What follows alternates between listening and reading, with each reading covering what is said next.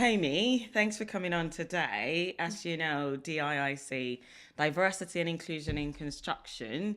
But we branching out a bit, not just covering the construction side of things. I like to use the sexy word, built environment, right? It covers civil engineering, housing, and all that. I mean, the reason why we've invited you on to the IIC podcast today is your experience, your journey, you're in finance, but your role is quite niche, isn't it? So it'd be interesting to understand what you do, your journey, and how you found yourself where you are today. Yeah. Well, thanks for inviting me. It's great to be here. So my name is Tammy. I am an accountant, a qualified accountant. I work in the oil and gas industry. So if I give you a bit of background as to like my journey and how I kind of are where I am today. So I kind of fell into treasury, which is where I work within the finance section. I think growing up, I always knew I wanted to work within a finance sort of industry, but I wasn't sure exactly what part because finance is very, very broad. And when I finished university, I landed my first job, sort of after university, a graduate job within Treasury. It was a very small company, it was the first time I ever heard of Treasury. It's not something that people know of. I think once when we had the financial crisis, a lot of companies started investing more in their treasury departments because they never even foresaw that anything like that would happen in the world, let alone in their companies. So companies needed to have robust systems in place in case anything like that happened, and that's kind of the birth of Treasury. More companies are now taking it on, more specifically the big corporates. Like I work for a big corporate, so that's kind of how it started. And I've been in Treasury for over nearly 20 years. It's it's niche, but also it covers so many areas. So within Treasury, you have sort of your cash teams that look after the payments and receipts of the company. Not only that, you have your debt and derivatives. So a lot of companies need to manage how they manage the cash and what they do with that cash that they hold. Within that, you have sort of your group funding teams who look after the corporate structure of the companies. So BP is a big corporate company, and within that structure, you have smaller companies, subsidiaries, and there's a lot of funding that needs to go between those companies. So you have teams that manage that. You have your legal team, as you always do. You have IT within, Yeah. and although you have all these functions, but they enable each other for BP to be where it is today. So I would say that Treasury is an enabling type of department that helps the company to remain Right. strong. But it is that kind of role that no one really thinks so much of, especially young people coming Yeah. out of college or uni. Yeah. They're not so sure. And when we talk built environment and you talk in treasury, Yeah. they're thinking, how does it work together? When you say accountant, Yeah. yes, they know every business needs an Yeah. accountant or a number person. Yeah. But when it comes to treasury, for built environment, then how does that work for any young person or a woman transitioning from external into sort of your kind of role? What Yeah. should they be thinking about? So I think, to be honest, every company has a treasury department. They may not just call it treasury. Right. The reason why it's kind of been segregated and ring fenced is because there are qualifications that you can get to become like a qualified treasurer, for instance. It's called ACT. Um, However, to get to the point that I'm in, all you have to do is have some finance background. And I think there is like a misconception that you have to be like have this certain skill or to Yeah. be able to work in treasury. Absolutely not.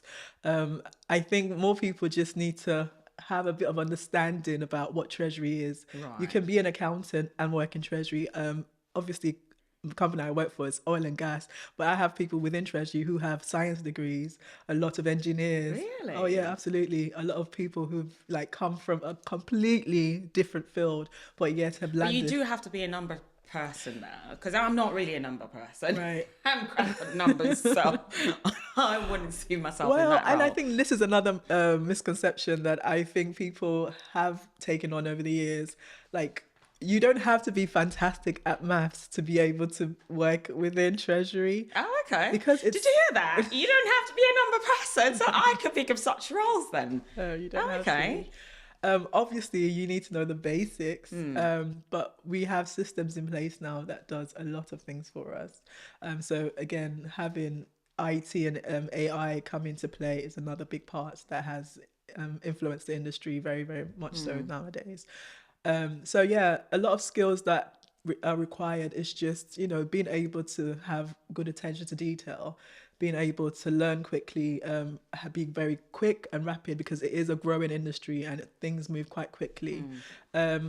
Your analytical skills, being able to look at a particular task and dissect very quickly. So these are things that all skills that are all transferable, that you can easily bring from a non-finance or non-treasury background. So it is something that's very, very open to people if it's something that you are interested in. Oh, okay. So if we talk, because for SMEs, I always say SMEs are the backbone and bloodline of the UK economy. So, but it can be very expensive for a small company to have a separate department for finance. Yeah. In most cases, it's probably one person doing the job of 4 or 5 people when it comes to, Yeah. handling the finance side of things, Yeah. and that could be quite difficult. Yeah. But at the same time, but talking about treasury now for SMEs, is that something that's essential? Is that something that needs to be, that is sort of 100% needs to be in place? Or are there other ways that companies or SMEs can manage finance? I'm sure there are, Yeah. but particularly when it comes to treasury roles, Yeah. is it essential for any SME to have in place? Yeah. So that's a really good question. So when I first started my career, so I worked for a marketing company. We had a very small finance team. However, I kind of managed the treasury function of the company. And because we were so small, they couldn't expand the treasury function, hence it was just done by one person. And similarly for smaller companies, medium-sized companies, you don't have to have a whole team of people who look after your treasury function. I think what's important to know is, as the company grows, you will have more exposure, for instance, to interest rates risks, Yeah. FX risks. There's so many different risks that Yeah. you will begin to expose yourself to. And it's just about, one, understanding how you can manage that function. A financial accountant or management accountant may not have the skills to look after those areas of the company, hence why you will bring in a treasurer or somebody who has some background with managing those type of risks. So you don't necessarily have to have a whole team, but also it's just about thinking about the future of the company. If it's a company that has prospects to grow, then you also want to make sure that you are covering all bases. Yeah. So, as a young person out there, or a woman transitioning, as you know, DIIC is all about diversity and inclusion in built environment. So, this is just to educate a bit more as to roles that you might not think of, or that might not even cross your mind that exist within built environment. So, if you're a number person, or you have the love or knowledge for finance, that is a transferable skills Yeah. that could be brought into built environment, whether it's construction, civil engineering, housing, name it. So hence the reason why we've got Tammy here today. So you wrote a book, didn't you? I did. I came across your book. Yeah. I'm quite curious, and Okay. I can dig quite a bit into people when I want to. Right. So you wrote a book. So I tell did. me about that then. What's that about? Okay, so yeah, I recently published my first book in February, and it's called the Professional's Playbook. It's on Amazon, for anyone who's interested to look at it. So basically, I obviously am someone from an ethnic background. I work in an industry that is not very diverse, and I know the struggles that I've had to face and the barriers that I've come to face just to get to the point that I am now. And over the years, I really didn't have anyone to kind of guide me through how to navigate the corporate world, because the corporate world is a big world and Yeah. it can be very scary, especially for somebody who looks like me. So I thought, all the lessons I've learned over the years, a lot of people always come to me and ask me, like, how did you get into treasury? How do you work for such a big company? And they always share with me a lot of their, failings and struggles. And also, not only that, I'm quite active within the DE&I space. So within my company, I'm on the team. It's called PEN, which is Positively Ethnic Network, which basically means we cater to any of the needs of the company relating to anything with diversity and inclusion. We have shows, we have a lot of webcasts and podcasts where we are telling people what they need to know and how to navigate these spaces. So because of sort of my experiences, I thought it would be good for me to put it in a book. It's called a professional's playbook, but really it's for anybody who has struggled with self-belief, self-identity, struggled with just there's something that we call We can always limiting have that. beliefs. There you go. Yes, Yeah. limiting beliefs are things that internally you've started to believe things that are not true. For instance, like growing up, I grew up in a council estate. I was surrounded by not so great things, a lot of things that were happening, but yet I was still able to overcome all that and work in the company that I work for. Some people, they never get out of that. It's that limiting belief to think that because I grew up in this way, therefore that is all that is available to me. So it's just breaking those barriers.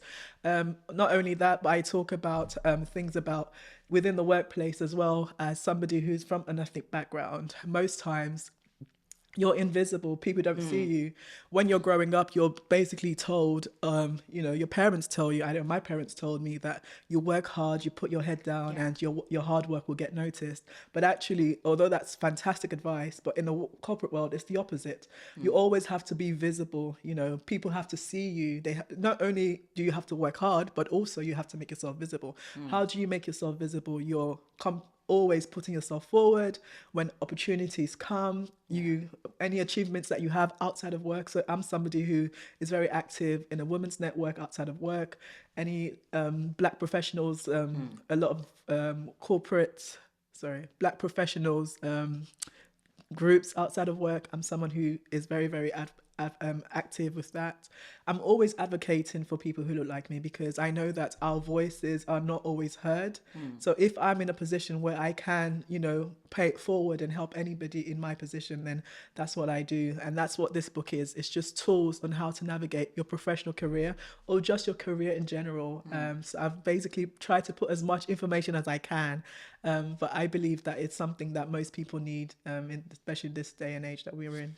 It's interesting you talk about that because when you mentioned that you've put that in a book, I mean, what inspired the IIC itself is moving away from the traditional belief of ticking boxes because obviously within construction, procurement process or bidding process requires that there's some certain requirements that you need to meet, ensure that there's certain target groups within the business, which a lot of businesses tend to use as we just need to tick boxes. We just need to say, we're doing this. What's different about what we're doing is making real impacts. And I'm truly grateful to Prima Systems for the support that they've given to this project, to this initiative. But I still do feel as though there's still certain circles that believe that ED&I is just a buzzword. But it isn't. No. There are a few circles I still believe that ED&I is just a trending word, but it isn't. There's a lot more to it. Particularly within built environment, we've got the underrepresentation of women in the role at which you work as well. You just mentioned you experience the same thing. And apart from the low representation of women, we're talking, what about older age people? Older age women, menopause. We had Noreen from Southeast Consortium on your seats on one of the